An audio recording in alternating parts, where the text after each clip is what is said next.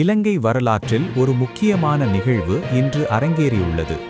பெண் நடத்துனர்களை நியமிப்பது என்பது வெறும் வாய்வார்த்தைகளாக கூறப்பட்டு வந்த நிலையில், முதல் முறையாக பெண் நடத்துனர்களுக்கு அரசாங்கம் நியமனங்களை வழங்கியுள்ளது. சவால்களை வெற்றிகரமாக எதிர்கொள்வதன் மூலம் சிறந்த நாடு, சிறந்த சமூகம் மற்றும் பெண்களுக்கு உகந்த சூழலை உருவாக்க முடியும் என்ற அரசாங்கத்தின் கருபொருளுக்கு அமைய இந்த திட்டம் முன்னெடுக்கப்படுகிறது. பல ஆண்டுகளாக பெண் நடத்துனர்கள் பொது போக்குவரத்தில் ஈடுபடுத்தப்பட வேண்டும் என பேசப்பட்டு வந்துள்ள போதிலும், தற்போதைய அரசாங்கத்தின் கீழ்தான் இந்த விடயம் மெல்ல மெல்ல சாத்தியமாக்கப்பட்டு வருகிறது. ஒரு வரலாற்று சிறப்புமிக்க நாளை உருவாக்கி கொடுத்தமைக்காக நியமனங்களை பெற்றுக்கொண்ட பெண் நடத்துனர்கள் துறைசார் அமைச்சரான பிமல் ரத்நாயக்காவுக்கு தமது நன்றிகளை தெரிவித்துள்ளனர்.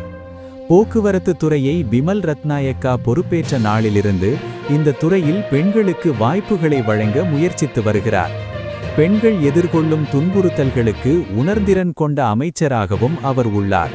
அதற்காகவும் அவருக்கு நன்றிகளை தெரிவிக்கிறோம் என குறித்த பெண் நடத்துனர்கள் கூறியுள்ளனர். பெண்கள் உரிமைகளுக்கான பல போராட்டங்கள் இலங்கையில் நடைபெற்றுள்ளன. அவர்களின் முக்கிய உரிமைகளில் ஒன்றாக இந்த விடயத்தையும் கூறலாம். பொது போக்குவரத்தில் ஆண் நடத்துனர்கள் மாத்திரமே ஈடுபட வேண்டும் என்று காணப்பட்ட எழுதப்படாத சட்டம் இன்று உடைக்கப்பட்டுள்ளது.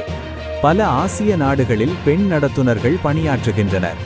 இவர்கள் பொறுப்புணர்வு மிக்கவர்களாக பணியாற்றுகின்றனர். பெண் சாரதிகளால் ஏற்படும் விபத்துகள் மிக மிக குறைவாகும் என தரவுகள் கூறுகின்றன.